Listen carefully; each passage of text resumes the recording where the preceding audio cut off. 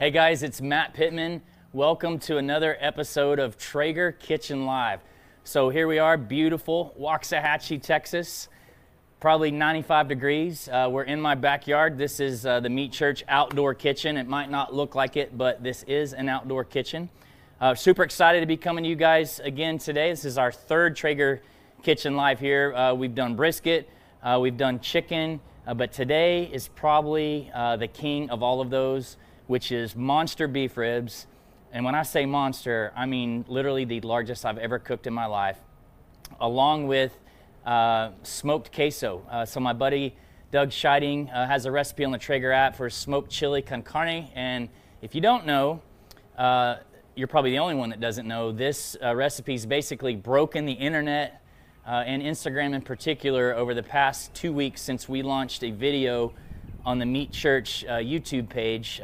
So we're excited to walk through the queso with you because, I mean, what goes more with a beef rib, or what is more Texan than smoked queso? The answer is nothing. I was asked to do a vegetable, and we have no time for corn or broccoli or potato salad or beans or mac and cheese. We're going to do queso, and we're going to do it up top. But nonetheless, very excited to be here with you guys today on the eve of Father's Day. So Father's Day is obviously this weekend. Super excited for that. I'm a father of 4, so to all the dads out there, happy Father's Day. Traeger's running a special as usual come Father's Day. There's $100 off select grills. So you can see here in the bottom of the screen information about that sale. So you want to check your local dealer or TraegerGrills.com or the app to check that out. If you live in the Metroplex, you should definitely come down to the Meat Church barbecue supply store in Waxahachie because the coolest Traeger owners shop at our store. So anyway, pumped to be here today. I think beef ribs are probably the top of the food chain in terms of barbecue. If you think you know a barbecue item that is better or more popular, feel free to comment that or ask questions. We'll be answering questions today. I've got the soon-to-be famous Robinson Barbecue with me here today, fielding all of your questions. So fire away in the comments. Let us know anything you want to know, whether it's about what we're cooking today or anything in general. Maybe you want to know like where I got my awesome Jordan 1s. I'll let you know. You want to know what I'm drinking. You want to know, how I get the best hair in barbecue. Anything is free game today, so please feel free to ask away. All right. We're going to jump right in because, like I said, it's 95 here in Texas. Cheese is starting to melt and come together on its own before we even put it in the Traeger. And so I'm ready to get cooking. So again, I'm Matt Pittman, CEO and owner of Meat Church. We're a 6-year-old company. We basically create barbecue products and we teach barbecue around the world. Proud ambassador of Traeger grills. Nobody in the game doing what Traeger's doing. So we thank them for bringing us together to do this live class for you guys.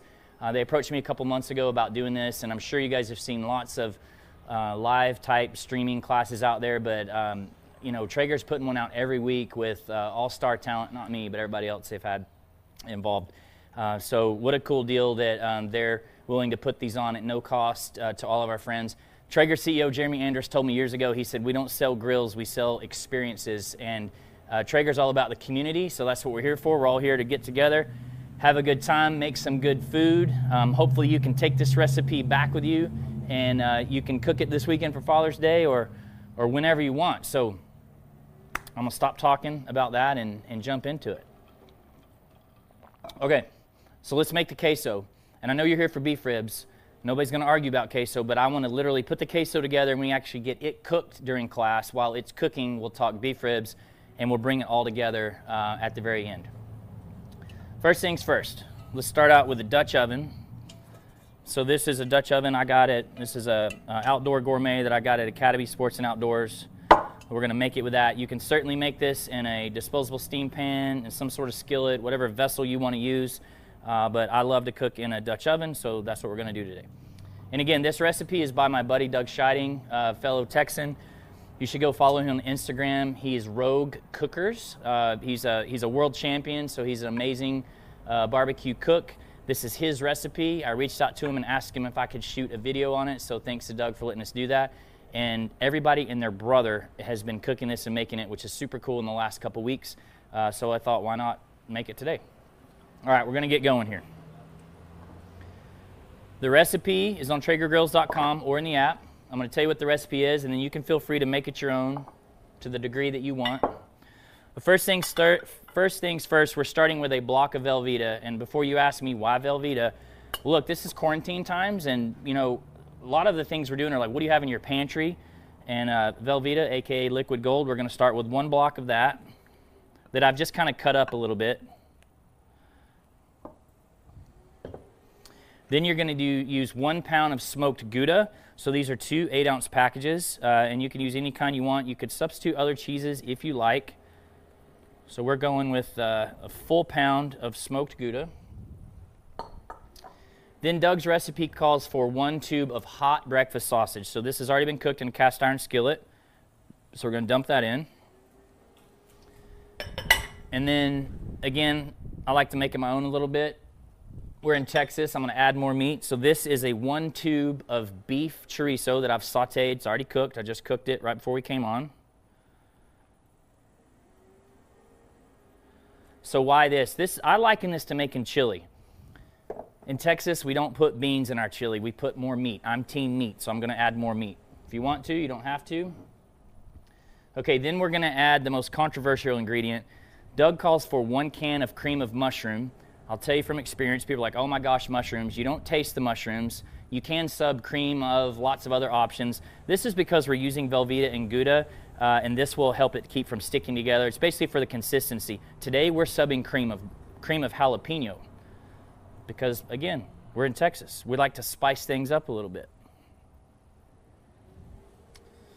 Then we're going to use 2 cans of Rotel, 1 regular can and 1 fire roasted. You can use any kind you want. Another great thing about this recipe, this is basically, this era right now that we're in is not the COVID era. This is the great shortage of Rotel era that we're in. So many of you are cooking this recipe that I'm getting emails and comments every day that nobody can find Rotel. You can use regular Rotel. You can spice it up with other stuff. Doug's recipe calls for the Traeger coffee rub, which is a great rub. I'm actually going to use our Holy Voodoo rub. Why? Because this has been voted the #1 rub in the history of barbecue seasonings by my kids. This is 4 tablespoons. I just want to add a little pop, it's got a little jalapeno in it. Okay. And then lastly, there's cilantro, but we add that the last 5 minutes of the cook. So we're going to leave that off to the side. You're going to put it in a 350-degree Traeger.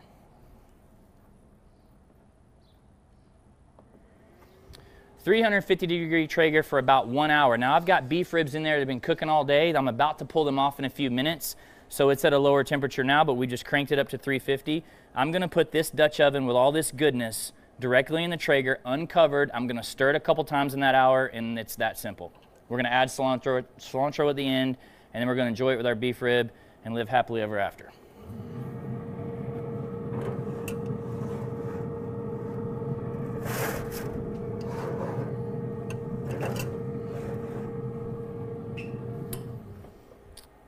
Like I said, I've got beef ribs hanging out in there. We'll get to those in just a few minutes. How big of a cast iron was that? How big of a cast iron is that? I think that's a 12. It might be a 14. I can't remember exactly. It actually doesn't say on there, but it's just an average size.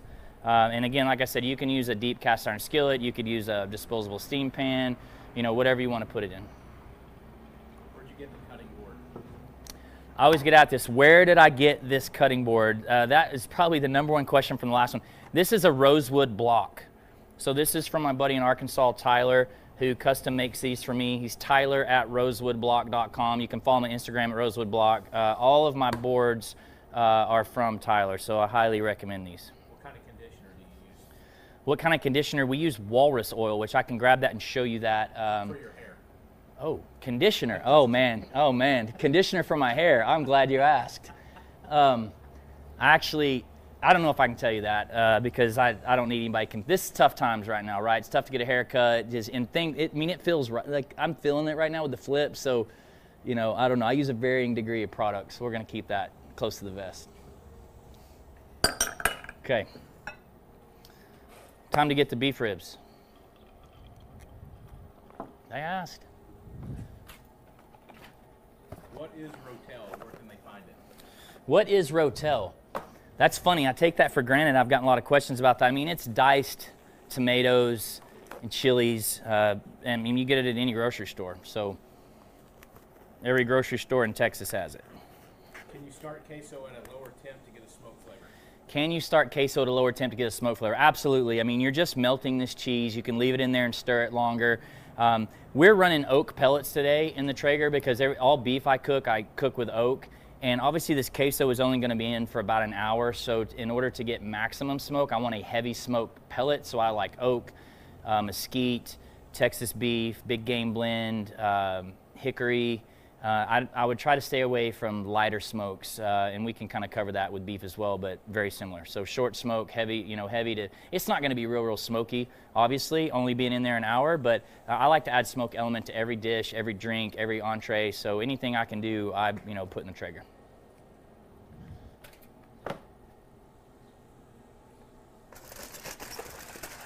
What are you drinking? How did you get the salt to stick to your tumbler? Question is, what am I drinking and how did I get the salt to stick to my tumbler? First off, that's not salt, that's Meat Church Gospel, which is delicious. This is Yippee-Ki-Yay, which is 2 ounces of whiskey, which I use TX whiskey, half an ounce of agave, and half ounce of freshly squeezed lime juice mixed together and then rimmed with our gospel. Voodoo is very good on the rim as well. So, what else I get it to stick by putting lime on it. What else could you use instead of Velveeta? What else can you use instead of Velveeta? You can use any cheese you want, but I'll tell you this. What's been amazing to me is this is a store-bought ingredient type recipe, and the feedback's unreal. I mean, you're talking like 99% people think it's great with a Velveeta. You can use another cheese if you want. You can use any cheeses that you like, whatever your favorites are. I've seen people doing different variations, but starting with a Velveeta at the base is a $7 way. I mean, it's a $10 recipe. It's a cheap way to get it going, and I've been blown away by how the video took off and by how many people are cooking it and posting it on social media. So I think it's a win as is. But with everything I do, my way's not the right way. It's just what I do at that given time. So feel free to change things, make it your own, do whatever you want. If you find a winner, reach out and tell us about it. We'd love to hear it. All right, here we go. So let's talk beef ribs. Let's get into the monsters. These are Snake River Farms Wagyu beef ribs. So I'm going to go into kind of what these are, where you find them, things like that before we get going. The cook process on these is actually going to be fairly simple. These are short ribs. I mean, that's kind of an ironic name. So people jokingly call these dino ribs. These are the big ones. These are the huge ones. If you come to Texas, you go to a barbecue joint, and you order beef ribs, this is generally what you're going to get. These are the behemoths. I think this produces the best bite in barbecue. So you might like brisket. We jokingly call this brisket on a stick. This is tough to beat. And these, if you look at this marbling, these are just absolutely gorgeous. These are going to be unreal. And the rack that we've cooked today started out at over 11 pounds. I posted it on the Meat Church Instagram, so if you haven't seen it, go to @MeatChurch on Instagram and look at the photo of my 7-year-old holding up this rack, which I'll bring out cooked. I mean, they're going to cook down and not do it as much justice. Literally the largest beef ribs I've ever cooked in my life. So shout out to Traeger for hooking us up with their meat partner to send us the largest beef ribs in the history of man. This is an 8-pound rack, so this certainly isn't shabby. But let me show you guys this. So these are short ribs, but if you count the bones, there's 3 bones. So these are also known as 3-bone ribs. The butcher cut is a 1-2-3 A rib. Again, these are the big ones. So sometimes these are difficult to find. Obviously, these are Snake River Farms, so you can get these off of their website, snakeriverfarms.com. You can go to your local butcher and ask for short ribs. When you go to your grocery store, more times than none, you're not going to see these in a case. Even in Texas, you almost never see a 3-bone short rib, aka 1-2-3 A rib, aka plate ribs. These aren't going to be in the case. If they are, buy all they've got. I would ask for them. What you will find in the case a lot are chuck ribs, so chuck short ribs. So those have 4 bones. So instead of 1, 2, 3, you'll actually see 4. They're not quite as long as these. These are 12 to 14 inches long. Chuck ribs are shorter, much shorter. But they're very good and also very common here. You can find those in most grocery stores in Texas. You can frequently find them at Costco, for example.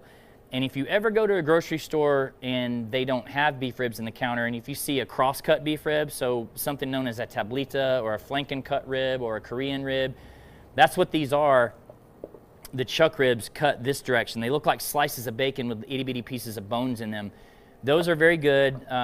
You can take today's lesson and apply it to chuck ribs. The cook will be a little bit quicker, but that works just as well, so and sometimes a little bit easier to find. The other type of beef ribs that we talk about a little bit are beef back ribs. They're not very meaty. I'm personally not a huge fan of those because, again, I'm team meat and I want all this meaty goodness right here. I don't like the beef back ribs, but that's another option.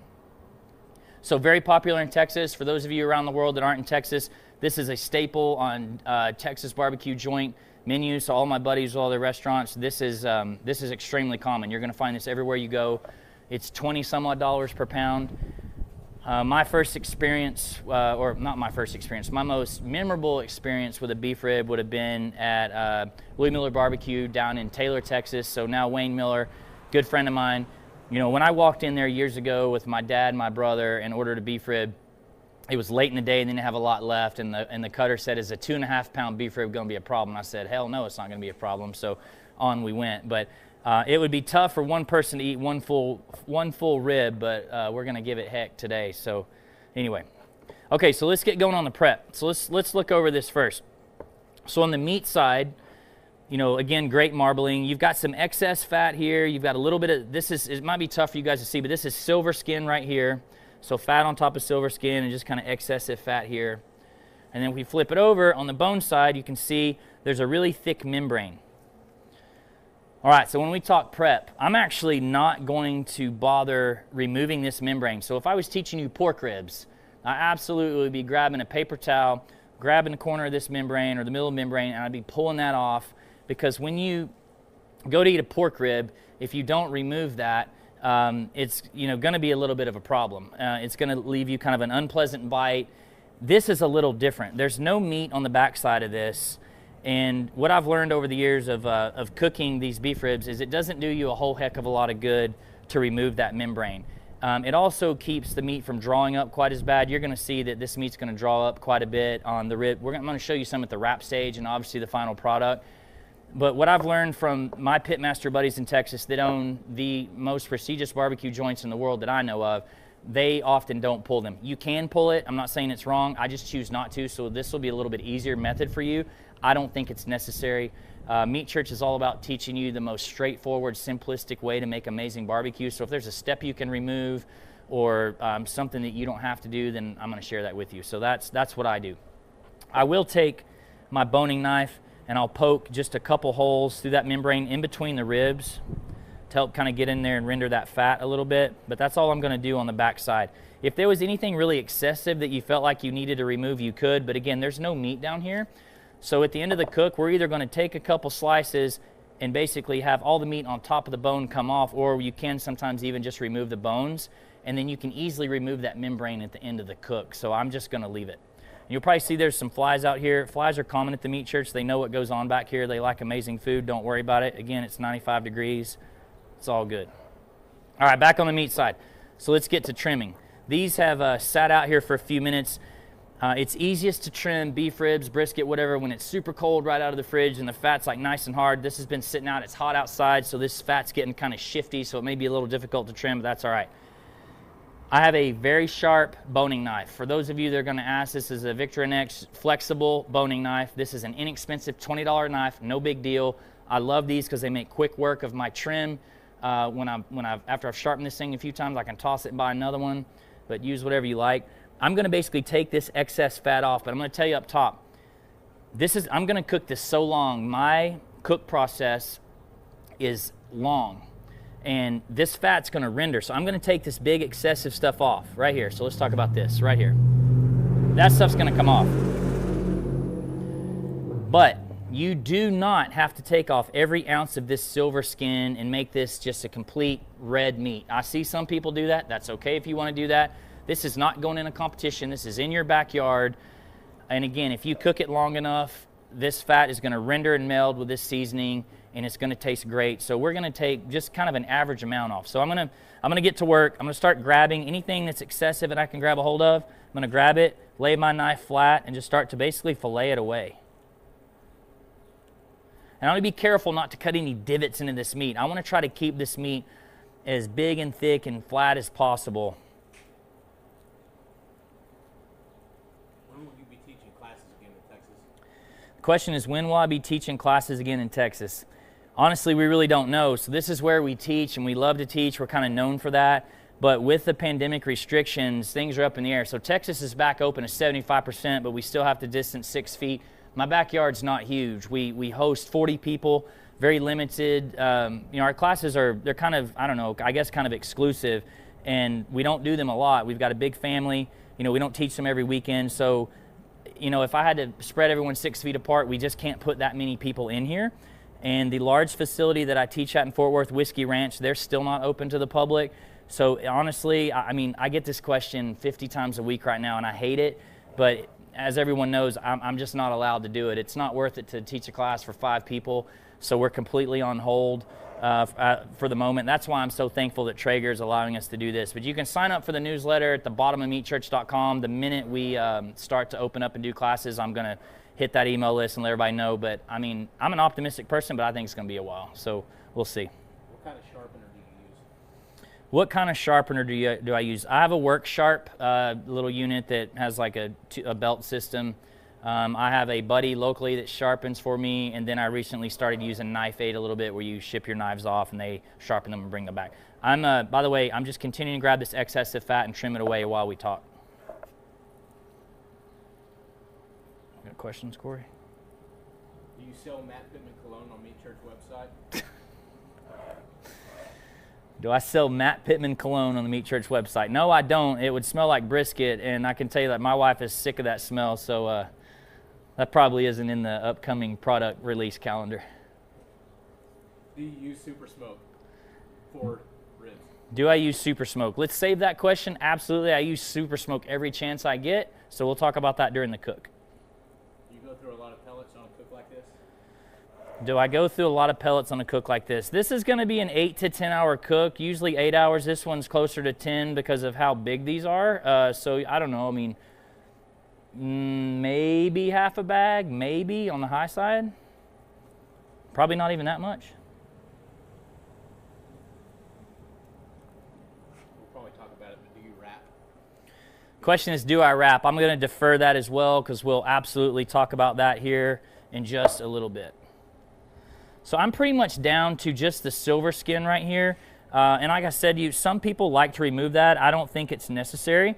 If you want to work on your knife work and your knife skills and you want to cut all that away, then you can have at it. But because of how long I'm going to cook this, it's going to be okay. And I'm not going to have to worry about it. It's a huge pain to cut, so I'll cut a little sliver off and show you. It'll take you quite a while. But I think you'll see with what we're going to cook today, it's going to cook so long and so low that it's not going to matter. But if you want to take it off, knock yourself out. What are your thoughts on the winemaker pellets? What are my thoughts on the winemaker pellets? My thoughts are, I love red wine, so I was excited when they came out. I don't use a whole lot of different pellets. I tried them, I like them, but I'm all about oak, and hickory is basically mostly all I use. I don't have time for lighter pellets, so I'm trying to get maximum smoke on my cooks, so I usually stick with the hard stuff, and I don't venture out too much. That's my preference. Texas, beef is king. Got to go heavy smoke, so we're going heavy smoke pellet. Okay, so we're just about done. I'm gonna let this sit just a second, and I'm gonna see how this queso's looking, because it probably needs a stir.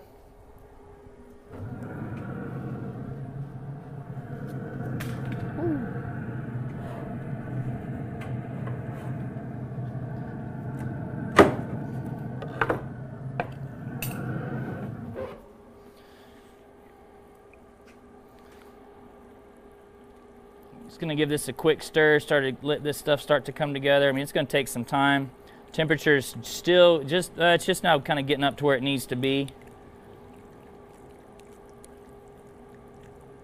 you ever inject your beef ribs? Good question.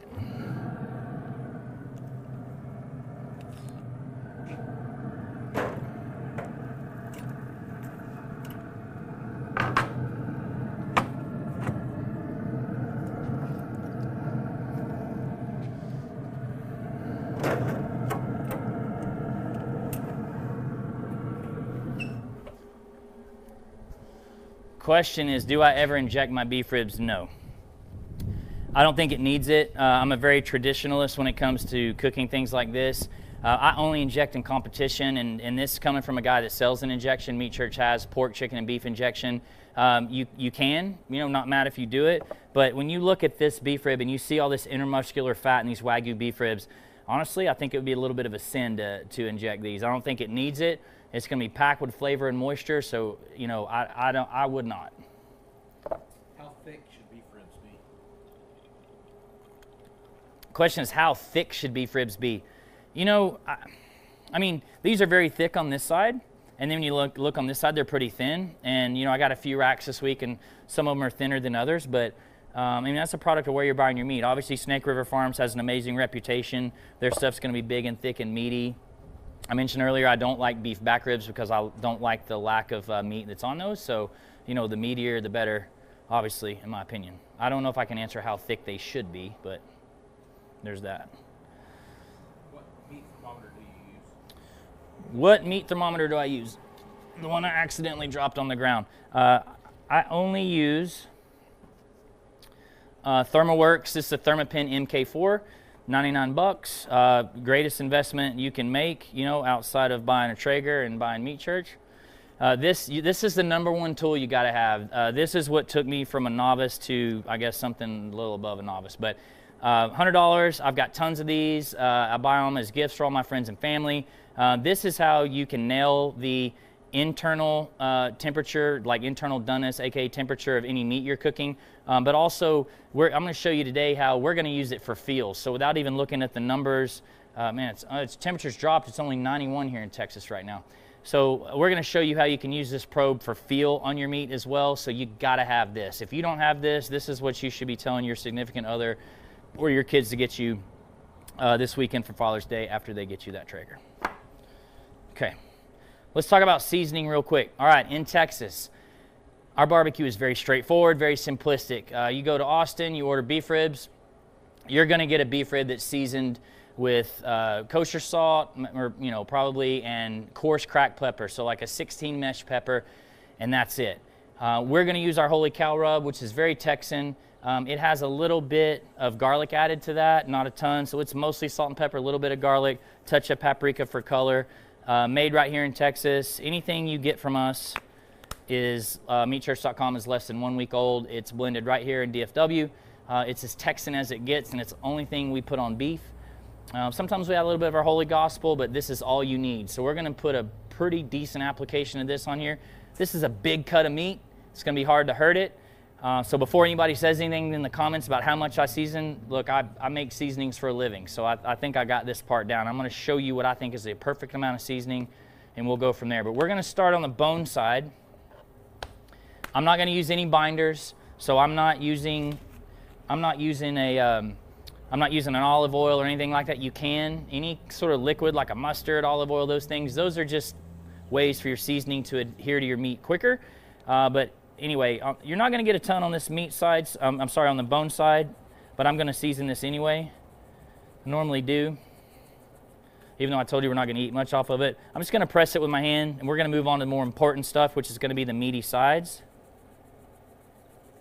And you'll see, like, that's on the side of the meat, and I barely touched it, and it all adhered. So that's why I don't use a binder. It's cool if you use one, but again, simplistic, straightforward, less ingredients, less steps, the better.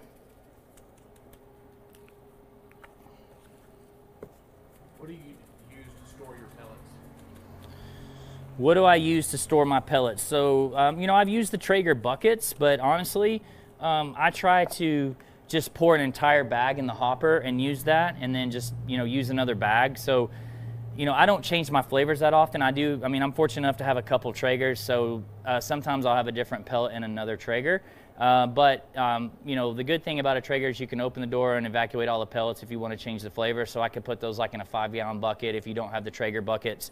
But normally I just try to use the entire bag. Like I put a whole bag of oak pellets in this, and I'll use them until they're gone. So, I'm not real crazy about coming out here on a Tuesday night saying, oh man, let's dump the oak and let's go to pecan. I'll probably just roll with my oak because I like smoke.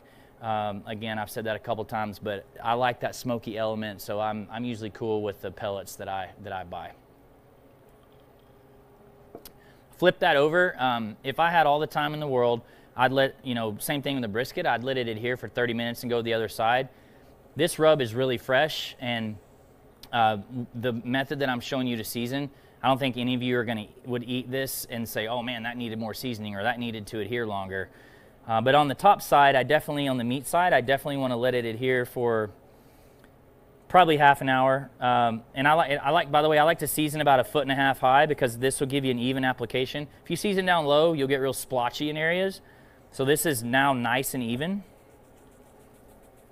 It's a pretty coarse rub. Not super coarse. But again, big cut of meat. Kind of reminds me of a prime rib. It's not that big, but don't be alarmed by how much I put on. That really wasn't that much. This is a 12-ounce bottle, and you can see that I hardly took any of that out of there. And I'm just going to kind of press this down with my hand. If we walk away, come back in 10, 15 minutes, and I pick this up, hardly any's going to fall off of it. So that kind of illustrates why I don't use a binder. Again, if you want to, it's fine. Like, I'll just press this. I'm going to pick it up right now. It's been 30 seconds since I seasoned it. And look, I don't know if anything fell off of it. So that's why I don't use binders that often. I use mustard on my pork ribs and things like that. But with this, I just don't think it's all that necessary. So I'm just going to let it sit like this. Again, I would let this sit at least 15, 20 minutes. I prefer 30. What's the ultimate tip? If say you're doing these this weekend for Father's Day, season them Friday night. Put them in your fridge. I always tell people, you don't have to season in advance, but I love to do my trim work the night before, because this is going to be a long cook. There's nothing worse than waking up at the crack of dawn and be like, man, I got to get a sharp knife out. I got to trim these ribs and, be doing this early in the morning. So, bust open a beer on Friday night. Do these beef ribs early, let them sit in the fridge, trim them up, season them, put them in your fridge, let them sit overnight, won't hurt them. Put it in a pan, cover it with foil, and just let them sit and adhere, and you're good. If you don't have that kind of time, that's okay. I normally season, let it sit for 30-ish minutes, put it on, and then cook it, and you're going to like that too. But, if you've got the time, it certainly won't hurt you to put it on the night before. Did you fall in love with barbecue at an early age and jump right into the business, or did it organically evolve over time? The question, this is a long one. Did I fall in love with barbecue at an early age, or did it happen organically? Okay, I'll tell you. So I grew up in the deep South, so born in Tennessee, spent a lot of time in Alabama, grew up on pork. So barbecue to me was pulled pork and ribs. And I loved barbecue, but it's not like I was an 8-year-old learning from my dad how to barbecue. In fact, I guess technically I've taught my dad how to barbecue, but I was around it, but it wasn't a big part of my life, not second or third generation pit master. Moved to Texas. The minute you come to Texas, and honestly, funny enough, this is what made me fall in love with barbecue. I was in Lockhart, Texas, which is kind of the capital of barbecue in Texas. Now Austin probably is, but Lockhart's where it started. To me, Lockhart's the barbecue capital of the world, if you ask me.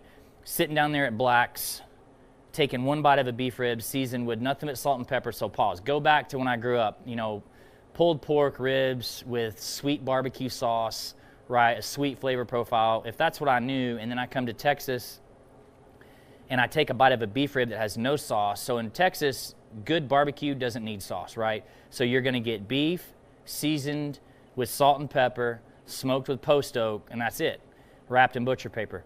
I take one bite and my head snapped back, and I was like, whoa. I mean, first off, it was completely different from what I grew up on. But secondly, it's like mind-changing. I love all the regions of barbecue. I love Kansas City. I love, West Tennessee dry rub. I love the vinegar and mustard sauces of the Carolinas. They may not be how I would do barbecue on a day-to-day basis. This is how I would do barbecue on a day-to-day basis, but I appreciate those regions of barbecue. With all that said, I truly think Texas is the best barbecue. I think it's the king. Beef is king. It's pretty undisputed, in my opinion. I know people are proud of their regions, but when you travel the world, you see like Joe's Texas barbecue. Like everybody wants to kind of be Texas barbecue to a degree. So, and I'm not trying to be cocky. I just think it's the best. So when I had that bite, I was like, dang, like I want to do that.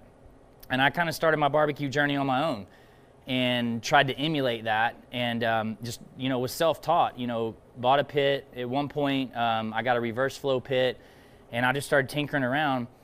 And I mean, Meat Church was an accident. I competed with my brother Josh on the side, and we were okay. We weren't doing it 50 times a year, but it was, we were having decent results. And more importantly, anyone that had our food was like, man, your barbecue is really good. And I started an Instagram page and started to tell people how I made the barbecue that I put on there. Well, now fast forward, we've got 65,000 followers, and it's normally about me saying, here's this thing I made, here's how I made it, no secrets, and just kind of paying it forward to you guys. And so that's my deal. I'm super different than anybody else in barbecue. I intentionally do not have a restaurant because I can choose to do this fun stuff with you guys on a Thursday night.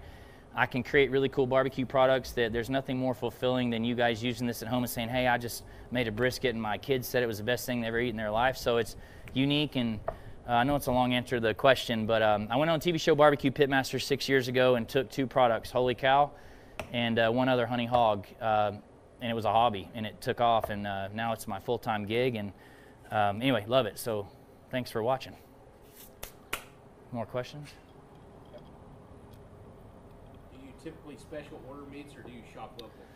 Do I typically special order meats, or do I shop local? I mean, I'm fortunate enough to have like really cool meat partners, but just due to the nature of what I'm in, but I'm a huge local, shop local guy. So first and foremost, I love to support my local farms. So if we're doing local festivals and things like that, then, we get local beef, whether it be pork, chicken, beef. We want to do local stuff. Fortunately, the cool thing about being involved in Meat Church is that we have access to a lot of cool meats and things like that. And again, not bragging about it, but it's really cool when people reach out and say, hey, been raising this heritage breed pork for 10 years, want you to try it. So cool thing about the quarantine, our freezers have been full with meat from people. So, you get people like Snake River Farms that want to send you their stuff and let you try it. The stuff's unbelievable. You can't go wrong. So it is important to know your rancher if you can. Sometimes it's not practical, but in the day and age of like crazy marketing, you should know where your meat comes from. Don't be fooled by labels in the supermarket. Don't go in and say like, grass-fed. That doesn't mean that it's better. Or if something says it's organic, do your homework on where it comes from. Try to know what you're eating. Learn your preference. Do you like grass-fed? Do you like, do you like a never-ever product, so no hormones or antibiotics? Whatever's important to you, try it, learn it, figure out what you like, and stick to it, and support the small guys. So I do anything I can to support small businesses for sure. Barbecue books you recommend? Barbecue books I recommend. I'm a big fan of Jess Pryle's Hardcore Carnivore Cookbook. Huge fan of Tuffy Stone's cookbook, one of the most gorgeous cookbooks. Those are 2 that I probably like the most over the past few years. So, one thing about today's class is last week my buddy John Dudley taught, and he's a professional archer, and he paused in the middle of class and he turned around and was like shooting deer with his PSE bow. So I hate to disappoint you guys, but I don't have any 3D targets back here to shoot, so we're trying to think of something, to keep your attention. Maybe I'll jump in the pool in a little bit. I don't know. So anyway, all right, let's move on. I'm gonna talk about the cook process and kind of show you guys that, and then we're gonna eat this stuff and roll on. So I'm gonna move these raw ribs out of the way. And then real quickly, I'm gonna put on cotton gloves with some latex gloves on top, so I don't buy grilling gloves. These are my grilling gloves. So let's talk about the cook. Come to Texas, you're gonna get beef cooked with post oak. I mentioned that. So we're smoking with oak pellets. All my recipes are 275 degrees. It's not the magic number. You're welcome to cook this at 225, 250. Anything up to 275, but kind of the reason I choose 275, I want to go as hot as I can to get you cooked as quick as possible without sacrificing quality. So we cook today at 275. This cook is super simple. We're going to take these beef ribs and we're going to put them in this 275 degree Traeger, and a rack of beef short ribs is going to cook 7 to 8 hours total. And I'm going to blow your mind with how simple this is.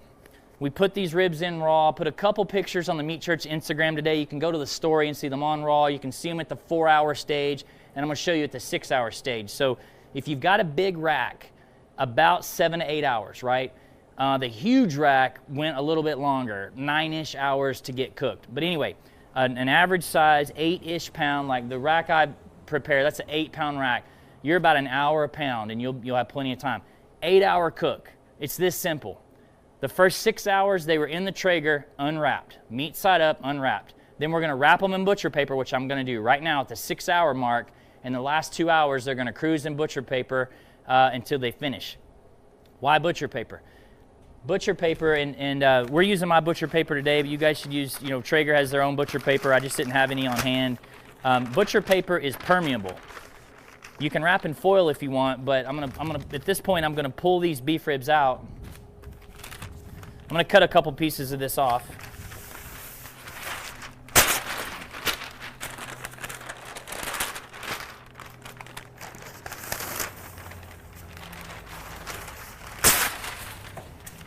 I mean, it is pretty cool butcher paper, I'm not gonna lie.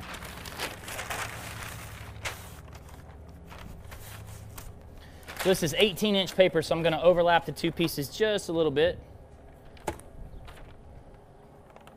Put these rubs on here to hold this. I'm gonna use the Traeger large cut meat spatula, which is absolutely my favorite tool. These are sitting in a pan. They weren't. We're gonna set these on here.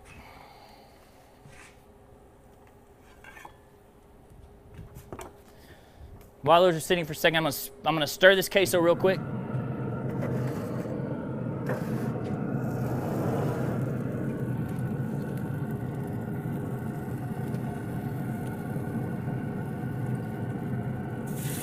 Woo.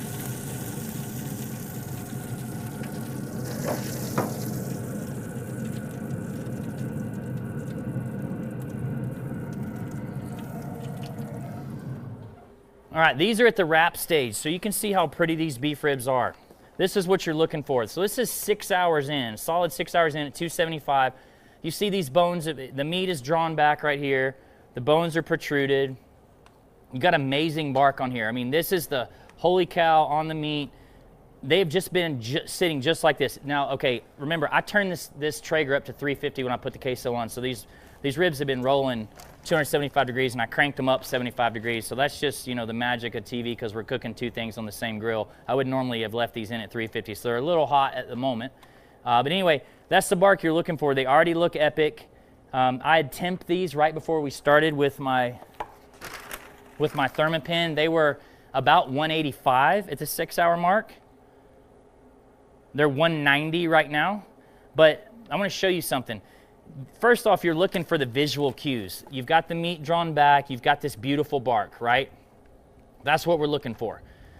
Now you're going to wrap. We're going to wrap in paper. The paper protects this bark. So you spent all these hours building this gorgeous bark. When we wrap this in paper, it won't steam off this bark.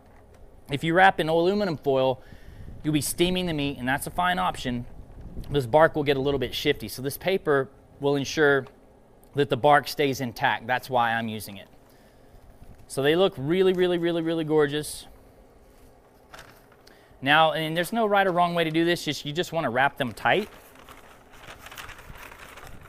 I'm going to take this paper, and I'm just going to wrap. Let me move them just a hair. I want enough space so that I can tuck them under the meat, is how I like to do it. Because you want these to be tight.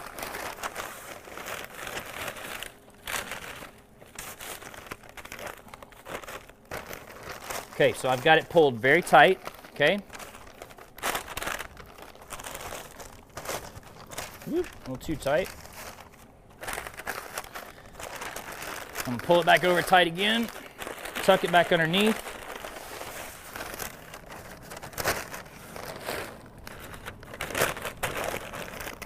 Fold the ends in.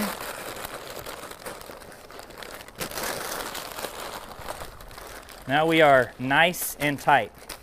And we are going to go back in the Traeger just like that. And what we're looking, so we're, again, 8-ish hour cook. We're 6 hours in. We've wrapped them in this paper. We're gonna put them back in the Traeger. Okay, here we go. Now, I know this Traeger's still hot. They're not gonna be in there that long. Normally, again, it'd be 275, but the queso's coming out in a couple minutes. We're gonna knock this back down. So again, stay at 275 or lower.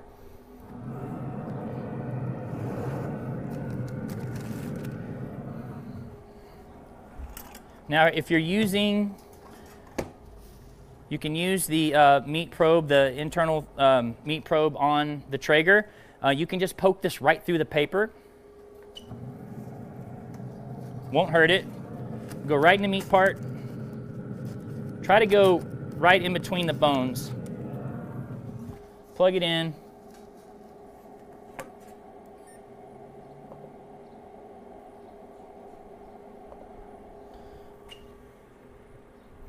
Okay, I set an alarm for 2:10. We talk about the 8-hour cook. I'm gonna cook these a little further than a brisket. So to me, when I cook brisket, I'm gonna take it until it's probe tender, which is usually about 203 degrees. This, I'm gonna take a little bit further, and I'll show you that on the cooked product. Normally, I take my beef ribs to closer to 210.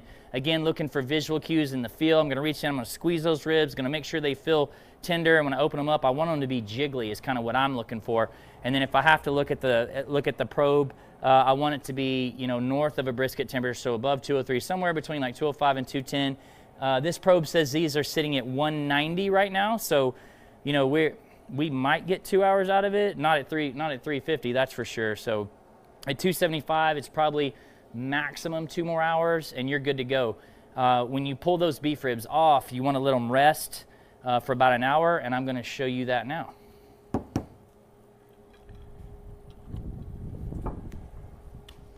I've got to grab a knife. Let me grab a knife.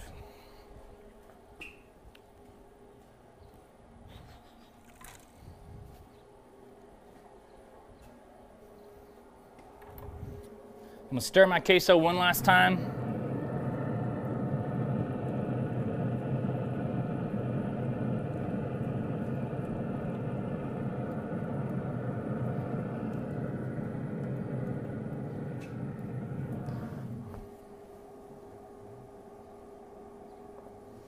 Queso's looking already pretty good, so that's a good sign. So by the time we get our beef ribs out, it's gonna be time to eat.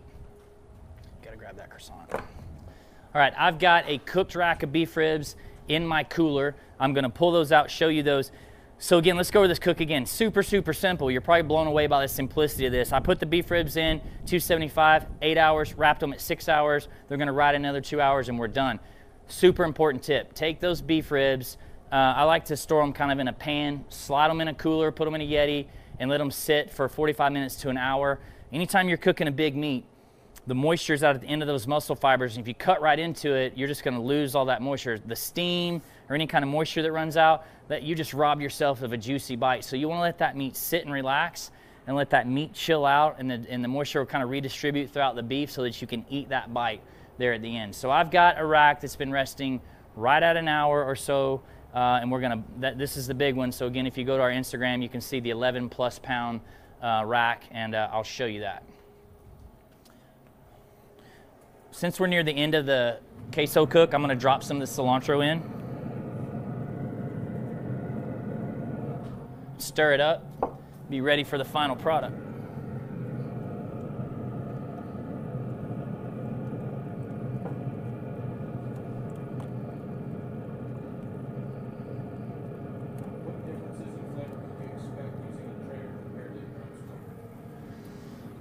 What differences in flavor can you expect using a Traeger instead of a drum smoker? Well, drum smokers are charcoal, you know, so these are 100% wood pellets, so it's a nuance. I mean, I've got all types of cookers. Traeger I think is the best.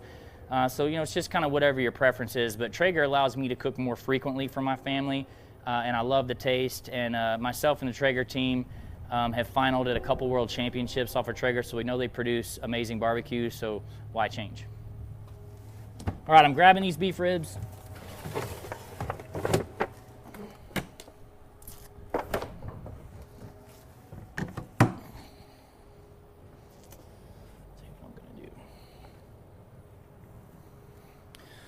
Okay, I have not looked at these.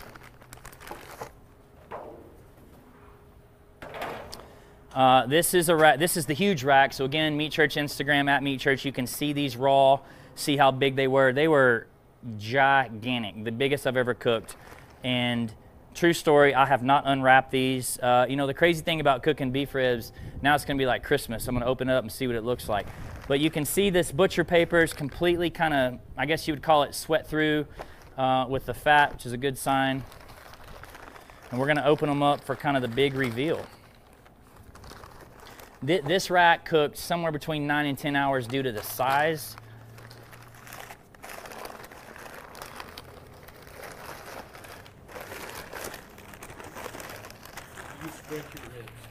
Question is, do I spritz? Good question. I didn't spritz these at all. Some people spritz at the wrap stage. Again, going back to what I said earlier, simplistic, straightforward way Some people do like to spritz, and that's okay. Man, these are so tender, I can hardly hold them together. Hold on. Enough about that. Man, these are, I mean, look at this. Look at this bark. I mean, it's like black gold. There would be no better bite taken this year than what we're about to experience right here. When I feel, I mean, look, the bones are, this bone is coming out, I can tell you. I'm going to grab this middle bone, see if it'll give away. I mean, all right, so you know something's pretty well cooked when you just get the great bone pull of 2020.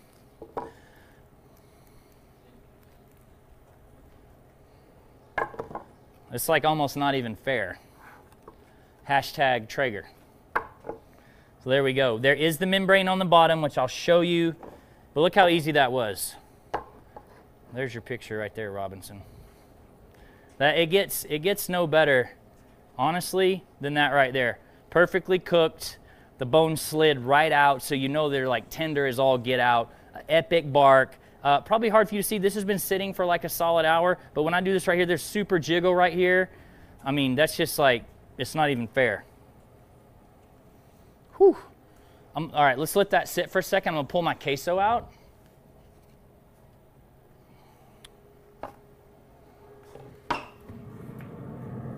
Again, these are insulated. Got the cotton gloves on. That's why I can grab hot stuff.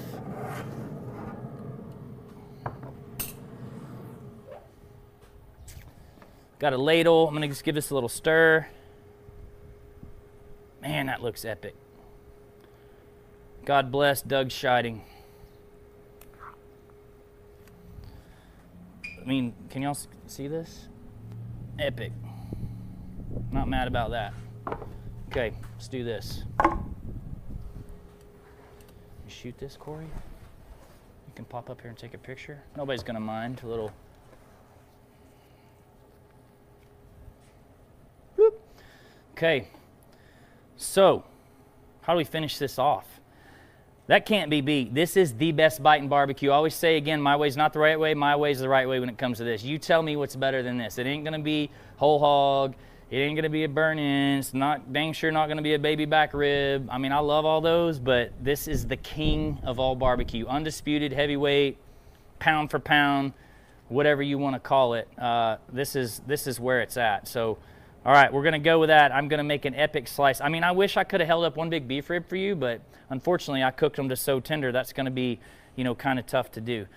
So let's do this. Let's cut about what a beef rib would have been. And the only reason this works is because I have an epically sharp knife. And right there is like some serious bark, very hard to cut.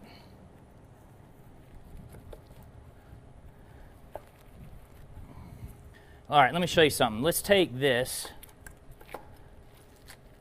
God, that bark is crazy. There's even crunch to some of that bark. I'll tell you that with my beef rib method, I like to go a little longer in the smoke because I want like epic bark.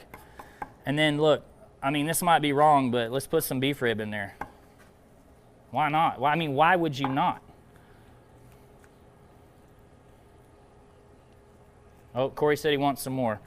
All right, so we have hot pork sausage, we have beef chorizo, and now we have Wagyu beef rib queso. I mean, come on. You want me to garnish this for you? Bam. Look at that right there. Get on in there, Corey. You're all good. Oh, yeah, we're supposed to make it look pretty. All right, let's put a little cilantro bay. Run the whole thing. It's okay. It's all good. All right, let's mix it in. Woo! I'm known to be a little ridiculous, so I don't think any of y'all are too mad about it. Okay, let's do this first. We got cilantro over here. Let's get the money shot here. Oh my goodness. Dude. Look at that. Okay, big key lesson.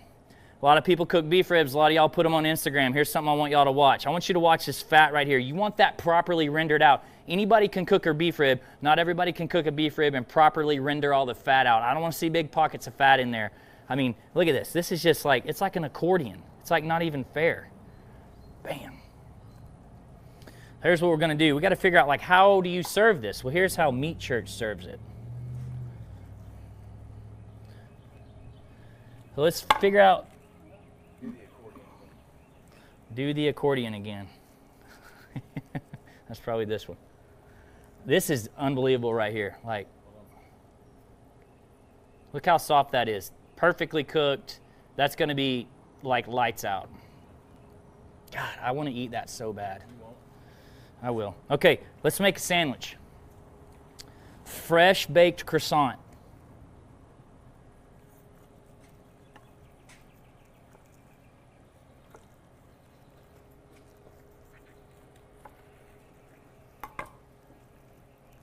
Bam.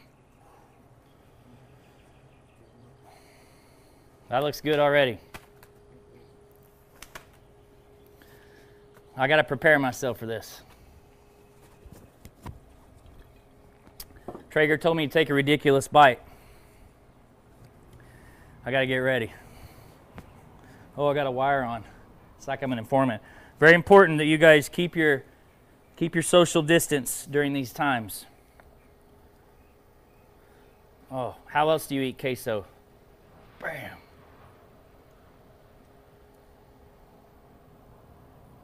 Look at that. You might think it's wrong. That's fine. For all you purists out there, let's just see how it is.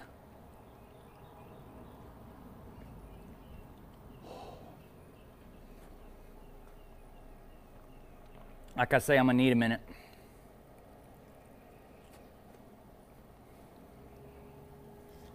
Man.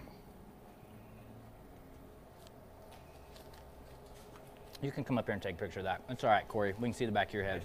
I'm making the executive call.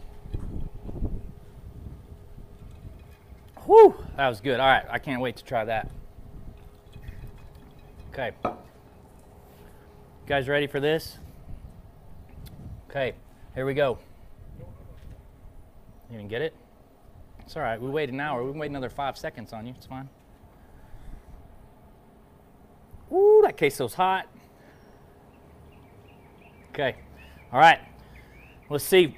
Dang. See if we've created something good here. Ready?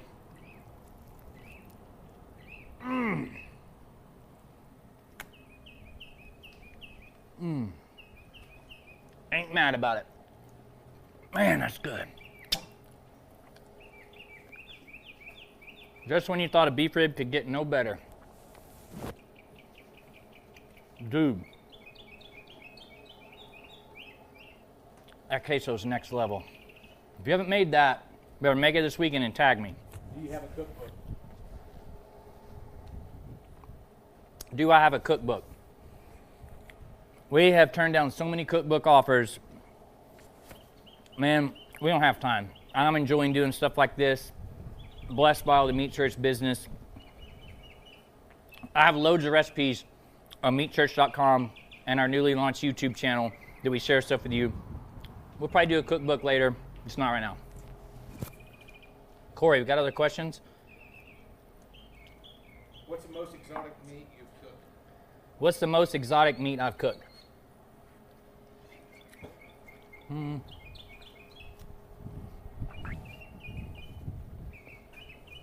don't know if it's that exotic, but I always talk about cooking reindeer because it might piss my kids off in Sweden.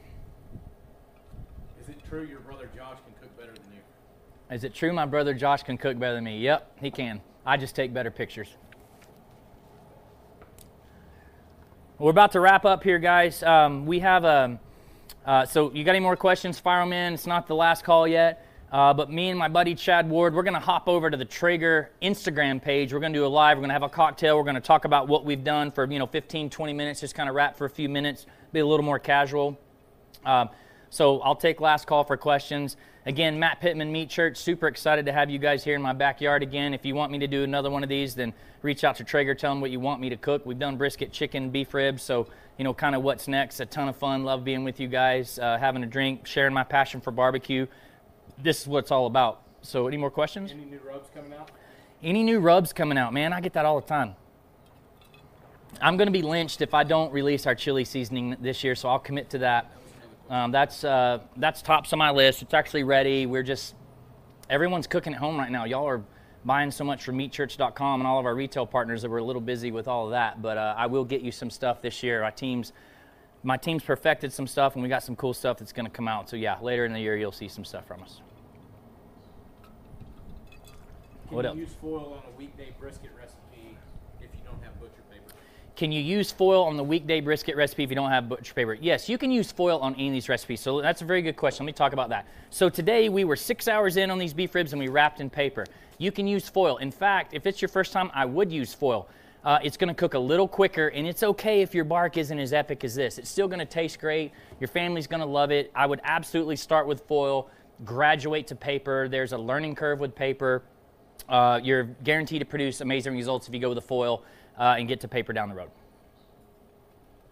Last question, what does Father's Day look like in Texas at Meat Church Kitchen this year? Last question, what does Father's Day look like at the Meat Church Kitchen? Great question. So somebody brought this up today. You know, I mean, I think everybody just wants to be taken care of, and your kids could cook for you. A lot of times I end up cooking. We've been spending time at our other house at our lake place, and so I think we'll be out there hopefully grilling. I don't care if we burn hamburgers, just as long as we're outside cooking. My philosophy is just get outside and cook, no right or wrong way. You know, so for us, hopefully just around all the kids, and you know, hopefully grilling some stuff up, no doubt grilling some stuff up, and just kind of taking it easy. So that's it. Don't forget the Traeger Father's Day sale, $100 off select grills. Go to TraegerGrills.com or the app, or come see us at the Meat Church in Waxahachie. Again, you know, thank you for coming and spending time with us here in our backyard. We love this so much that we've left this set up every week, and we come back and just clean the place up and do it again. So I can't wait to have you guys back out and do this again. So let us know what you want us to cook next time, something creative. I mean, it's going to be tough to top this beef rib and queso. Still super hot and super delicious. Thank you to Traeger for putting this together. Nobody does it like those guys. Appreciate you guys watching. Head over to Instagram. I'm going to join Chad here, and let me make another drink. I'm going to join Chad and kind of BS with you guys and answer any questions you have.